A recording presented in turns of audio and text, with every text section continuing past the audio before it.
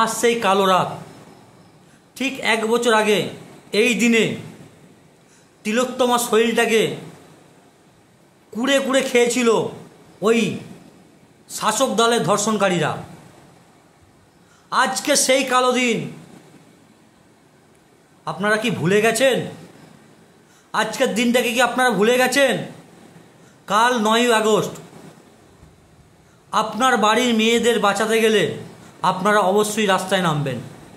দেখছেন না এই আন্দোলনকে শাসক দল কিভাবে যেন আন্দোলন না করতে পারে তার জন্য কিভাবে পুলিশি অত্যাচার করছে সাধারণ মানুষের উপরে। তিলোত্তমা মা বাবার উপর যে তার মেয়েকে হারিয়েছে তার উপরেও অত্যাচার করতে এই শাসক দল পিছু পাহাড়ছে না। যে ডাক্তারদের নির্দেশে এবং শাসক দলের নির্দেশে যে মেয়েটাকে কুড়ে কুড়ে খেয়েছিল,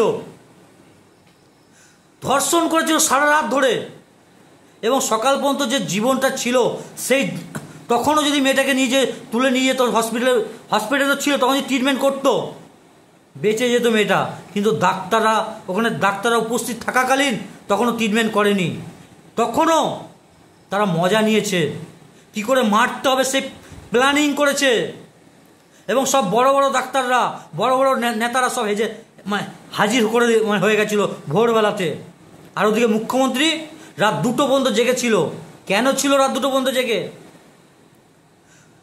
ও থানার নির্দেশে, পুলিশের নির্দেশে যে রাত জাগরণের দিনে সমস্ত প্রমাণ লুপাট করে দিয়েছিল টিএমসি নেতাদের নির্দেশে।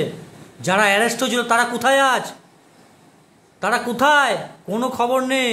সবাই ছাড়া পেয়ে গেছে, কারণ তারাই তাদেরকে যে প্রমাণ লোপাট করিয়েছে এবং তাদেরকে ছাড়িয়ে দিয়ে পুরস্কৃত করেছে সরকারটা। আর যে আমাদের মুখ্যমন্ত্রী রাত 2টো পর্যন্ত জেগে কি করছিল?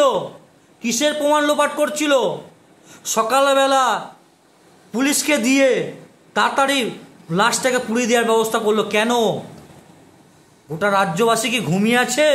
কি জানে না যে কেন করেছে এটা মমতা ব্যানার্জি? তাড়াতাড়ি লাশটাকে পুড়িয়ে দিল কেন? তিলোত্তমার যারা শরীরটাকে ছিঁড়ে ছিঁড়ে খেয়েছিল, যে ডাক্তাররা খেয়েছিল, সেইটাকে প্রমাণ লোপাট করার জন্য তার অপোজিটে বিল্ডিং এবং সেই বিল্ডিংগুলোকে পরের দিনেই কাজে লাগিয়ে দিল। কেন ভাঙচুর করলো পরের দিনেই? বুঝতে পারছে না সাধারণ মানুষ? কি না সাধারণ মানুষ বুঝতে পারে না? আপনারা ভাবছেন যারা টিএমসি করছেন, দেখুন আপনাদের বাড়ির মেয়েরাও কিন্তু সুরক্ষিত নয়। কিছু টাকার লোভের বিনিময়ে পড়ে আপনারা যে দেশটাকে শেষ করতে চলেছেন। পশ্চিম বাংলাটা শ্যামাপ্রসাদ মুখার্জি রেখে যাওয়া শ্যামাপ্রসাদ, সেই পশ্চিম বাংলাটাকে আর পশ্চিম বাংলা নয় পূর্ব বাংলাদেশ করে দিতে চলেছেন আপনারা। 2টো টাকার বিনিময়ে যে টাকাটা ইনকাম করছেন সেটা আপনারা ভোগ করতে পারবেন না, ওই জিহাদি জঙ্গিগুলোই ভোগ করবে, যেরকম বাংলাদেশে ভোগ করছে। তাই এখনও সাবধান হন। মেয়েটাকে চিড়ে চিড়ে খেয়েছে, তবুও কিছু কিছু লোক টিএমসি এখনও তাদের ওই মেয়েটার প্রতি কোনো আশ্বাস নেই, কোনো মায়া মমতা কিচ্ছু নেই। আপনার বাড়ি তো মেয়ে আছে, সেটা কথা ভাববেন একটু।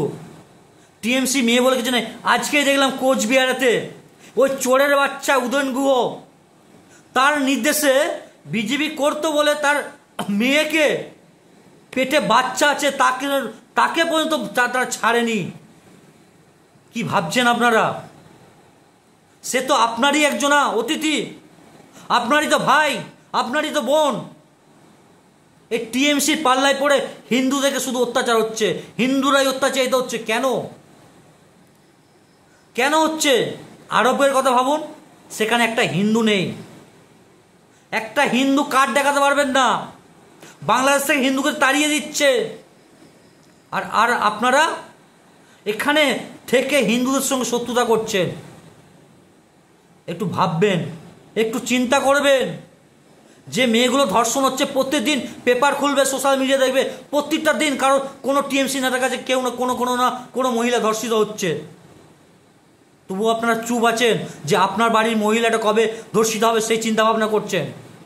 যদি একটু বিবেক জ্ঞান থাকে তাহলে কালকে 9 তারিখ সকলের রাস্তায় নামুন, সকলের রাস্তায় নামুন। এই মমতা ব্যানার্জি তার ভাইপো তার ফ্যামিলি ছাড়া কিচ্ছু চেনে না, টিএমসির বড় বড় নেতা তার ফ্যামিলি ছাড়া কিচ্ছু চেনে না। আপনারা মরবেন, আপনাদেরকে ওই হসপিটালে যে ট্রিটমেন্ট করতে হবে, আর তাদের ছেলেগুলো এই বড় বড় নেতাগুলো ওই অভিষেক বন্দ্যোপাধ্যায় বিদেশে আপনার টাকা চুষে চুষে খেয়ে আপনার টাকা শোষণ করে বিদেশে যাবে ট্রিটমেন্ট করতে, এটা মাথায় রাখবেন। আর আপনাকে ওই হাসপাতালে যে মানে বিনা চিকিৎসায় মরতে হবে। যে কোনো নেতা দেখুন, একটু বড় যে কোনো নেতা দেখুন, সব বাইরে যাচ্ছে, অন্য স্টেটে যাচ্ছে ট্রিটমেন্ট করতে, আর মমতার ভাইপো মমতার ফ্যামিলি বিদেশে যায় ট্রিটমেন্ট করতে।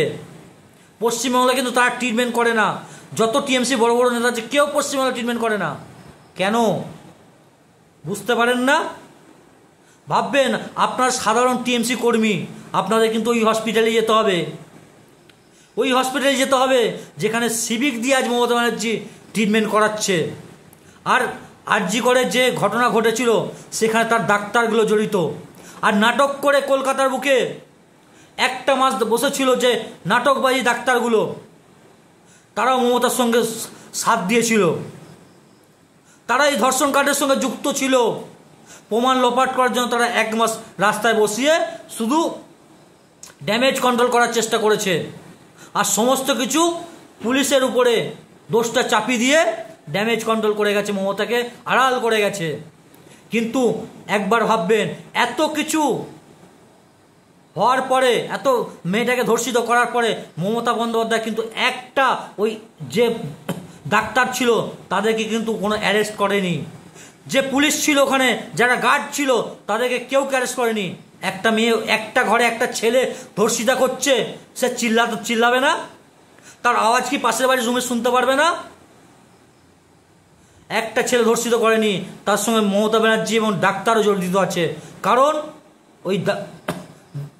ওই দিদিটা কিছু একটা জেনে গেছিল মমতার গুপ্ত কথাবার্তা, কারণ তিনি স্বাস্থ্যমন্ত্রী, সেই জন্য মেয়েটাকে তুলে নেওয়ার জন্য এত কাণ্ড করেছে মমতা ব্যানার্জি।